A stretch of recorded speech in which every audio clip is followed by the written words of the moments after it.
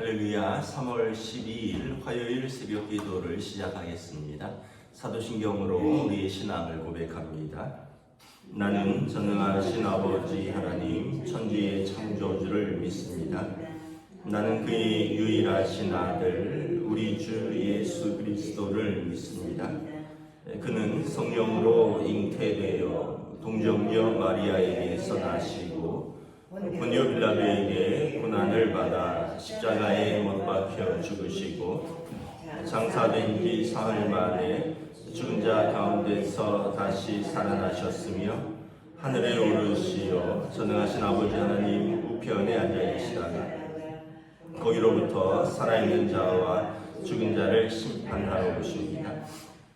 나는 성령을 믿으며 거룩한 공교회와 성도의 교제와 죄를 용서받는 것과 몸의 부활과 영생을 믿습니다. 아멘. 찬송가 212장 찬양하시겠습니다. 찬송가 212장입니다.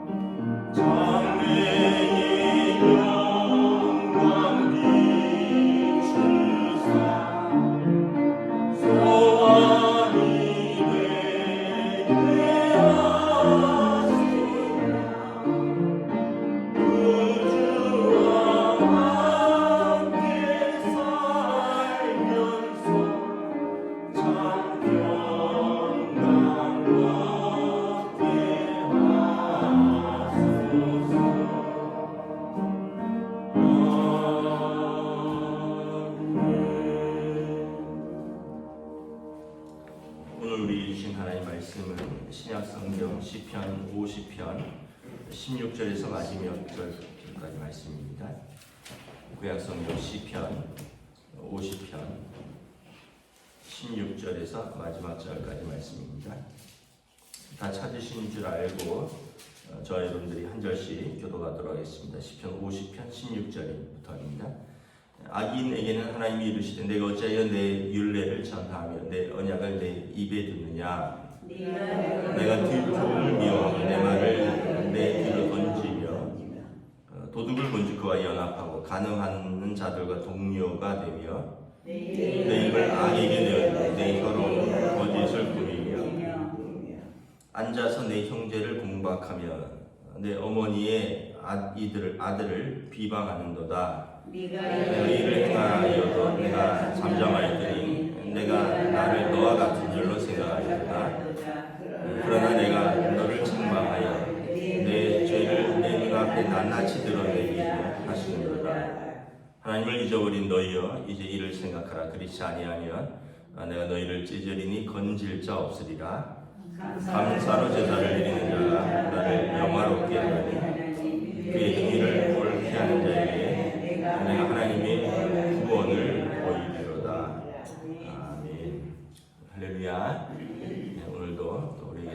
주셨습니다. 은혜와 평강으로 함께하여 주시기를 축복합니다. 오늘 말씀은 시편 50편 어제의 말씀하고 연결되죠. 하나님께서 어떤 예배와 어떤 삶을 원하시는가. 오늘 말씀에는 순종이 없는 자들 그리고 또 순종하는 자들에 대한 하나님의 말씀입니다. 16절에 보면 하나님께서 하나님의 율례와 언약을 내 입에 두었느냐라고 묻고 계십니다. 그런데 하나님의 교훈과 하나님의 말씀을 뒤로 던지고 도둑과 연합하고 간음하는 자들과 동료가 되고 입으로 악을 내어주고 혀로 거짓을 꾸미고 앉아서 형제를 이제 뭐 공박하고 또 비방하는, 그러니까 이제 10계명에 보면 이제 5계명부터 10계명까지가 다 나와 있죠. 도둑질하지 말라, 살인하지 말라만 여기 빠져 있고, 간음하지 말라, 내 형제에 대해서 거짓 증거하지 말라, 탐심하지 말라, 뭐 도둑질하지 말라, 이런 거짓 증거하지 말라, 이런 내용들. 그러니까 하나님 말씀을 입에 두어 받았다 하고, 그리고 그 언약을 알고 있지만 사실은 그것을 지키지 않고 자기 하고 싶은 대로 사는 사람들이 있다는 거예요. 그런 사람들을 뭐라 그러냐면 악인이라고 그런다는 거죠. 그런데 하나님께서 그들의 악인에 대한 심판을 당장 하지 않는다는 거예요. 21절에 보면 내가 이 일을 행하여도 내가 잠잠하였더니 내가 나를 너와 같은 줄로 생각하였도다. 하나님께서 바로바로 심판하지 않으시고 참고 기다리셨어요. 이유는 악인이 죄를 회개하고 돌아오기까지 기다리시는 건데, 악인은 하나님이 침묵하시니까 자기 수준으로 생각하였다는 거죠. 그런 이제 자녀들이 가끔 그럴 때가 있죠. 부모가 그냥 참고 아무 말 안 하니까 잘하고 있는 줄 알고 그냥 자기 계속 자기 하고 싶은 대로 하는데, 사실은 부모가 자녀를 존중해서 참는 거예요. 매번 그렇게 하지 말아라, 매번 이렇게 해라 하면 아이도 피곤하고 또 너무 간섭이 되니까 가끔 가다가 한두 번 얘기하는 거지, 스스로 깨닫고 또 스스로 알아서 해주기를 기다리는 거죠. 그런데 부모가 가만히 있는다고 해서 자기가 잘하고 있다고 생각하는 거죠. 오늘 말씀에 보면 하나님께서도 내가 이 일을 행할 때 하나님이 잠잠하셨더니, 하나님이 잠잠하셨다는 것은 그들이 잘해서가 아니라 악인이 죽는 것을 기뻐하지 않고 그들이 회개하고 사는 것을 기뻐하시기 때문에 하나님께서 기다리셨다라고 말씀드렸죠. 하나님의 성품은 노하기를 더디하고 또 인애와 자비가 풍성하신 하나님이시니 악인을 기다린 건데, 악인은 저희가 의롭기 때문에 하나님께서 가만히 계신다라고 착각을 한다라는 거죠. 그러나 하나님께서 너희에 대하여 심판을 하실 때가 있다라는 거죠. 그 죄를 눈앞에서 낱낱이 드러낼 때가 있다라는 거죠. 요한계시록 20장에 보면 주일날에도 말씀을 드렸는데, 모든 사람이 자기 행위를 하나님 앞에 낱낱이 고백할 때가 올 것입니다. 그러면 얼마나 두렵겠습니까? 그래서 우리가 예수 그리스도가 우리에게 필요한 것이죠. 여러분, 우리가 우리 입으로 벌거벗은 것처럼 하나님 앞에 감출 수 없고 우리 입으로 모든 것을 드러내야 할, 고백해야 할 그때가 언젠가는 반드시 온다라는 거예요. 심판의 때가 있다라는 거예요. 그때 하나님을 잊어버린 너희여, 그때 그 심판에서 너를 건질 자가 있겠느냐라고 말씀을 하는 것입니다. 그러므로 어떻게 해야 되느냐? 순종이 있어야 된다는 거죠. 말씀과 율례를 입에 두었고 교훈을 받았으면 뒤로 던지지 말고 그것을 지켜 행해야 된다는 것입니다. 어떤 목사님이, 제가 전에 부목사 때 섬기던 목사님이 그런 말씀을 하셨어요. 성경에 보면 30배, 60배, 100배의 열매를 맺는다라는 말씀이 있는데, 그 말씀이 무슨 뜻인가 아마 본인이 묵상하신 것이겠죠. 하나님 말씀을 지키는데 뜻도 모르고 그냥 기쁨도 없는데 그냥 하나님 말씀이니까 지킨다. 그래도 30배 열매는 맺는다는 거예요. 그런데 하나님의 말씀인 걸 알아요. 뜻은 알아요. 근데 여전히 육신의 삶이 즐거워요. 그래서 뜻은 아는데 기쁨으로는 못 지켜요. 그냥 어쩔 수 없이 지켜요. 그래도 60배 열매를 맺는다는 거예요. 그런데 이제 믿음이 깊어지고 성숙해서 하나님의 말씀을 뜻도 알고 기쁨으로 지킨다면 얼마나 열매가 맺히겠느냐? 100배나 맺힌다. 가득 맺힌다. 이런 말씀을 하신 것이 기억이 나요. 정말 그런 것 같아요. 여러분, 아이들 학교 다닐 때를 생각을 해보면 아이들 학교 좋아서 가는 사람들이 얼마나 있겠어요. 재밌어서 친구 만나러 재밌어서 갈 수도 있지만 근데 공부하는 걸 좋아하는 아이들이 많지는 않잖아요. 그래서 초등학교 때 사춘기 때는 학교 가기 싫죠. 근데 학교 다녀야 된다. 학교 다니면 이게 공동체 생활도 배우고 공부도 배우고 너한테 유익하다. 그래서 그냥 가기 싫은데 그래도 억지로 학교는 다니는 거예요. 기쁨도 없는데 그냥 다니라니까 다니는 거예요. 그래도 기본은 배운다는 거예요. 30% 열매는 맺는다는 거예요.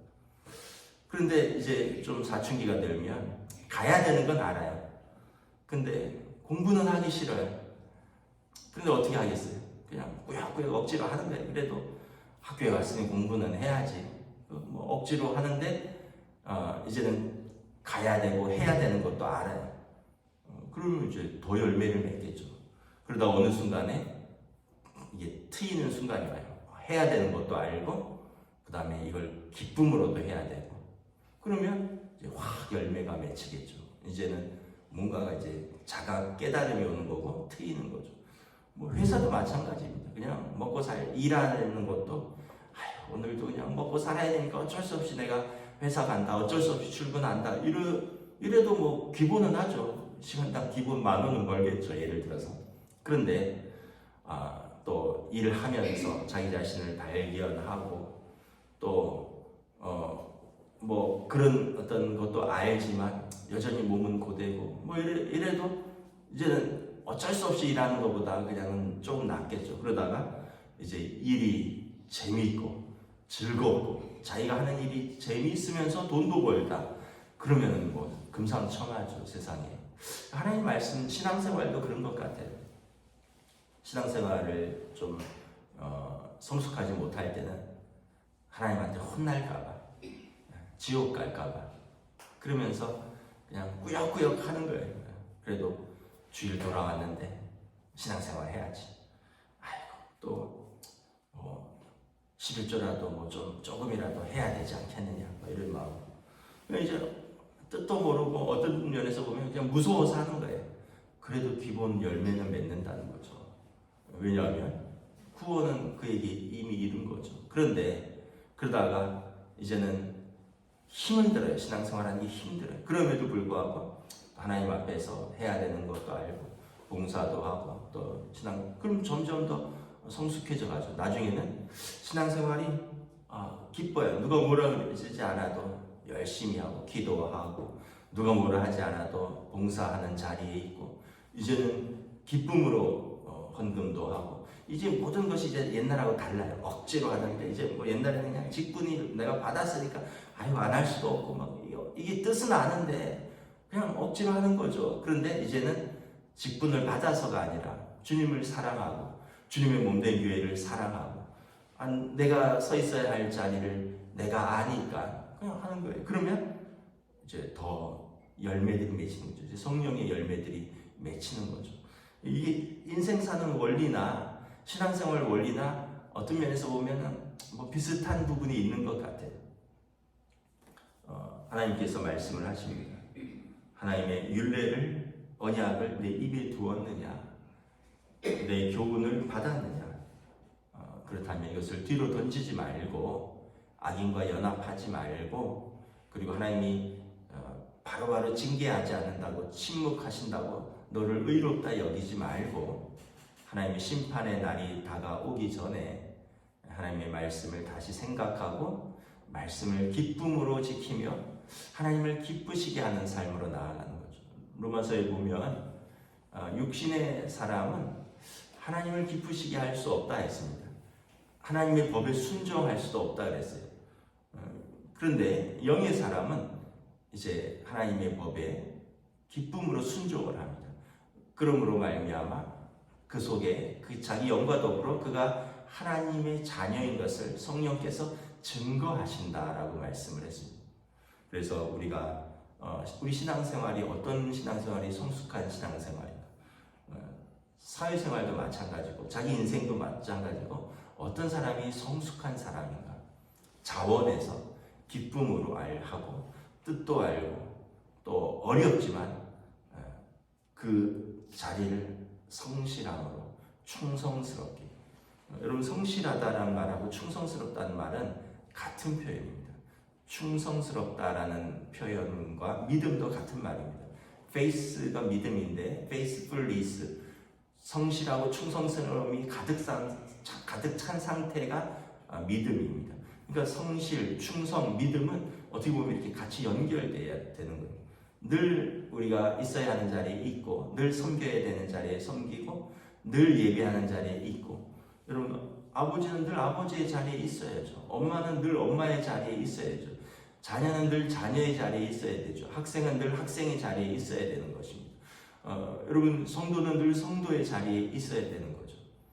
학생이 학교를 갔다 안 갔다 그러고, 아버지가 집에 들어왔다 안 들어왔다 그러고, 엄마가 밥을 했다 말았다 그러고, 성도가 예배를 드렸다 말했다 그러면 이게 이제 같은 뜻입니다. 성실하지 못하는 것이고 불충한 것이고 이게 믿음이 없는 것이고. 그래서 이것을 우리가 온전히 감당할 때 이제 풍성한 성숙한 사람이 되는 것이죠.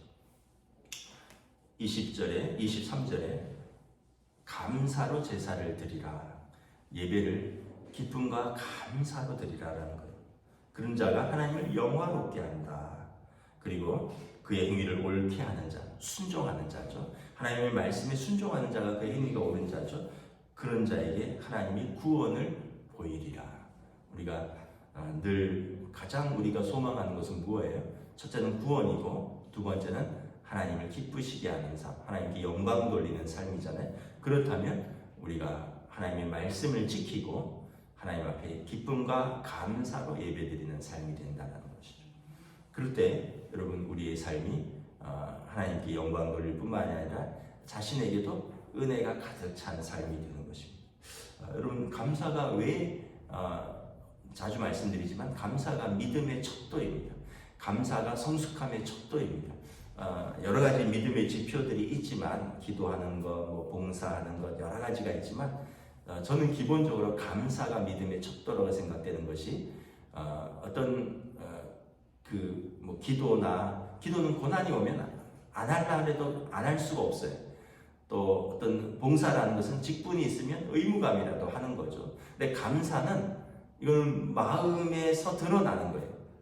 입의 감사, 마음의 감사. 내 마음에 은혜가 있고 감동이 있을 때 내 마음으로, 이거는 고난과 직분과 관계없이 내가 은혜 받았을 때, 내가 또 하나님께 감사할 때 드러나는 것이 감사인 것입니다. 그럴 때 성도에게 영화로운 삶이 되는 거죠.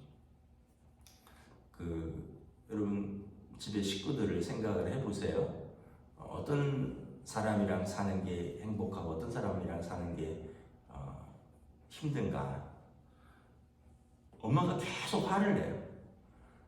아빠가 맨날 화를 내요. 애들은 맨날 짜증을 내요. 그럼 여러분, 그 집이 행복할까요? 근데 특별히 잘하는 건 없는데 아빠가 너그러워요. 엄마가 인자해요. 아이들이 밝아요. 특별히 해주는 건 없는데 그냥 밥도 기쁘게 먹고 학교도 기쁘게 가고. 그러면 여러분, 그게 초가삼간이라도 행복한 집이겠죠. 집은 크고 넓어요. 근데 아빠는 맨날 술 먹고 들어와서 그냥 애들하고 화내고 엄마 욕하고 때리고, 엄마는 맨날 바가지 긁고 애들한테 화내고, 애들은 맨날 입이 이만큼 나와서 그냥 아빠 엄마한테 불만이 있고, 여러분 집이 크고 이게 무슨 의미가 있겠어요? 그런데 여러분 성도 생활도 마찬가지인 거죠. 우리 삶도 작은 것에 자족하는 삶, 작은 것에 은혜와 감사를 고백하는 삶. 이 감사는 그래서 습관입니다. 습관. 여러분 입술의 말과 우리의 친절한 행동 이게 다 습관이에요. 그래서 여러분 우리가 늘 하나님 앞에서 사람들 앞에서 감사와 또 은혜의 말을 하는 습관을 가지시는 것이 우리 영혼을 위해서도 좋고요. 그리고 같이 있는 사람들이 행복한 거예요. 하나님 앞에서 여러분 은혜와 기쁨과 감사의 예배 그리고 하나님 앞에서 순종하여 우리 30배, 60배, 100배 열매 맺는 저희들의 삶이 되시기를 우리 주님의 이름으로 축복합니다. 기도하겠습니다.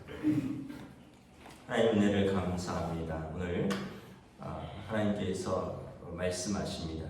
내 율례와 법도와 내 교훈을 너희가 받았는데 그것을 입에 두지 아니하고 뒤로 던지며 도둑질하는 자와 어울리고 간음하는 자들과 함께하고 부모에게 불순종하고 형제를 비방하는 데 앞장선다면 하나님께서 우리에게 침묵하시는 것이 너희가 의로워서 침묵하시겠느냐? 너희를 하나님을 우리 악인과 같은 수준으로 생각해서 너희에게 참으시겠느냐? 말씀하십니다. 하나님의 심판이 이르기 전에 참으로 우리가 회개하고 하나님 앞에서 감사와 또 하나님 앞에서 순종을 통하여 하나님이 기뻐하시는 성도의 삶은 무엇이고 그리고 성령의 열매 맺는 삶은 무엇인지 이것을 지켜갈 수 있도록 하라는 오늘 시편 기자의 이 고백이 또한 우리의 고백이 될 수 있기를 원합니다. 우리의 삶, 하나님께서 선물로 주신 삶, 감사함으로 살아가고 또 예배하고 또 하나님께 기쁨이 되는 것이 무엇인가 이제는 과거에는 내게 기쁨이 되는 것이 무엇인가를 깊이 생각하고 그것에 몰두하며 살아왔다면 성숙한 사람은 이제 하나님께서 하나님을 기쁘시게 하는 삶이 무엇인가 내게 주신 사람들께 은혜를 끼치는 삶은 무엇인가를 우리가 돌아보며 사는 삶인 줄 믿습니다. 다시 한번 순종과 감사가 우리를 얽어매는 것이 아니라 진정 우리를 자유케 하며 진정 우리의 삶을 풍성케 하는 삶이라는 것을 고백하며 우리의 삶에 이러한 열매가 맺힐 수 있도록 성령님 인도하여 주시옵소서. 감사를 드리오며 우리 주 예수 그리스도 이름으로 기도드리옵나이다. 아멘. 하늘에 계신 우리 아버지, 아버지의 이름을 거룩하게 하시며 아버지의 나라가 오게 하시며 아버지의 뜻이 하늘에서와 같이 땅에서도 이루어지게 하소서. 오늘 우리에게 일용할 양식을 주시고 우리가 우리에게 잘못한 사람을 용서하여 준 것 같이 우리 죄를 용서하여 주시고 우리를 시험에 빠지지 않게 하시고 악에서 구하소서. 나라와 권능과 영광이 영원히 아버지의 것입니다. 아멘.